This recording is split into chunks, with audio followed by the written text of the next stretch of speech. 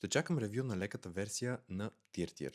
Не забравяйте да запазите това видео, тъй като съм сигурен, че тази информация ще ви бъде полезна.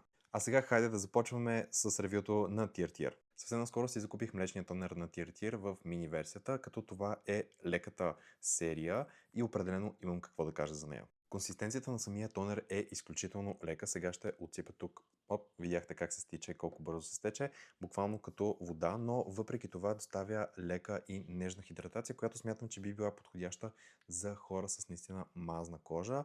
За хора, които са с суха кожа, този тонер въобще нека да го подминат.